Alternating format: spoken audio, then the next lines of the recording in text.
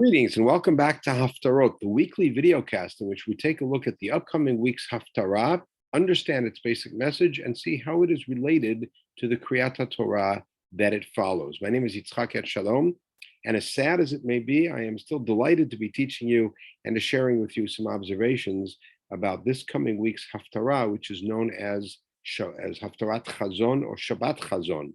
Just one note about that, the special Shabbatot that we have during the year are named either after their season, like Shabbat Rosh Chodesh, Shabbat Pesach, Shabbat Sukkot. They are named sometimes after a special Kriyat Torah that we have, such as Shabbat Zachor, Shabbat HaChodesh, but quite often are named after the special Haftarah that is read, such as Shabbat Shuvah, right? Shabbat Hagadol, as we spoke about before Pesach this year, and the Shabbat before Tisha Bav, and as we'll see next week, the Shabbat after Tisha Bav.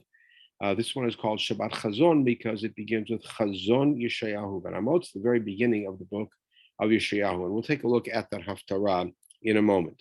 But first, just one short word about Tisha Bav, which is, of course, coming up. Tisha Bav is the saddest day of the year. And it's not only a sad day because we have a record of particular events that happened on or about Tisha B'Av in Tanakh history and in history recorded by the Chachamim, but even throughout the centuries and through the millennia of Jewish existence, Tisha B'Av has always been seemingly a lightning rod for tragedy and for catastrophe. Reality is that many things that happened around Tisha B'Av, close to Tisha B'Av, and we focus them all in, we kind of funnel them in to Tisha B'Av, so it becomes the repository of all of the tragedies that befall Am Yisrael. And as a result of that, many of the kinot that are said, many of the sad prayers that are said, reflect tragedies that happened over the course of the millennia, including as recently as the Shoah. However, Tisha B'Av is not only a day of mourning, in which we sit low like a mourner, and we don't wear shoes like a mourner, etc. But it is also a day of tshuva, which is a very different mode. Mourning is helpless. You're sitting on the ground, you can't take care of yourself, you can't do anything. Tisha B'Av, on the other hand, has a component of Ta'anit Tzibur, a public fast day. And a public fast day is a time for tshuva. And whereas the Kriyat Torah in the morning of Tisha B'Av is about disaster hitting, the Kriyat Torah in the afternoon is a regular fast day Kriyat Torah, which is about God forgiving us after the Egel, of course, depending on how we're doing tshuva. And Tisha B'Av has buried in it the not only tears, but also the laughter of Rabbi Akiva. When we take a look at the destruction that we commemorate on Tisha B'Av, we are also comforted by the knowledge that that destruction is something from which we have risen in the past, and that HaKadosh Baruch Hu will help us rise. And of course, we've seen in our own generation that he has, and that and so it is a time also of at least anticipating joy. The joy is buried on Tisha B'Av, but as we'll see in next week's podcast, we start coming out of that tragedy after Tisha B'Av. The Haftarah of the day, as I said, is Haftarat Chazon.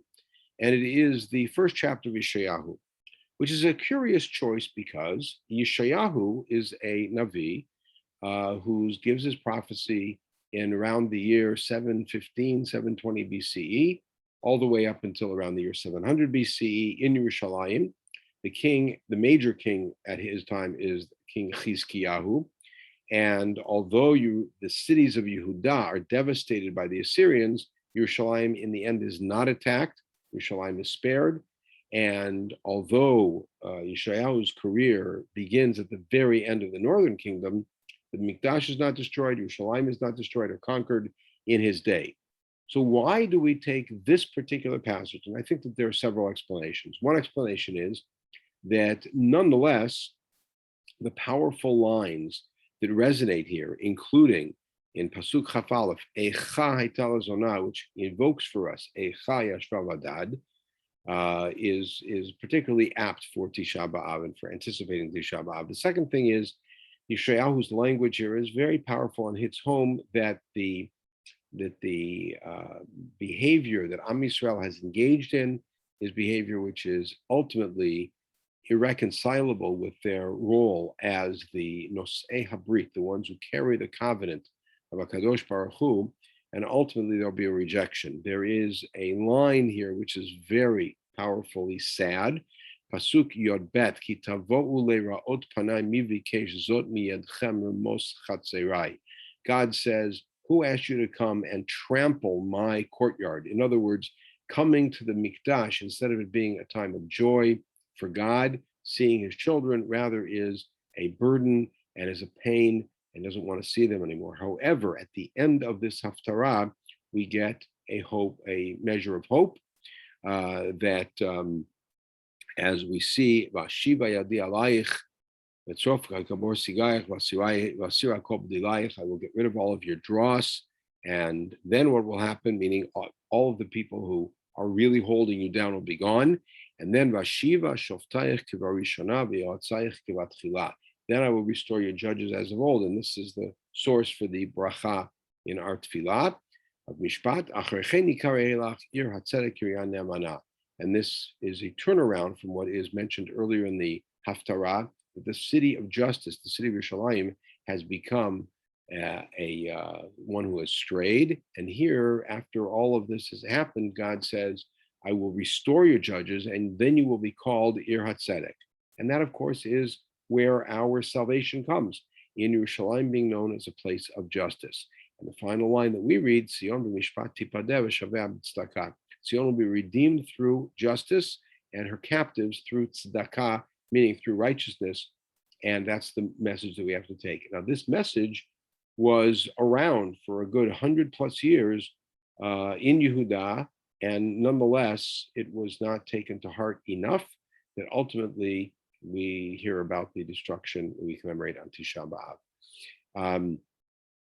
There's one other reason that we may that the tradition may have selected this first chapter of Yeshayahu, and it's a tradition that goes back at least to the 6th century, but perhaps much earlier, to read this Haftara on this Shabbat, and that is that we are going to, beginning next week, read 7 Haftarot in a row, all from the book of Yeshayahu, and they are all words of consolation. And it may be that even though the last 2 weeks we read from the book of Yirmiyahu, who is commonly known as Navi HaTochecha, the prophet of rebuke, nonetheless, we wanted to hear some rebuke from Yeshayahu before we heard the other side, which is the consolation.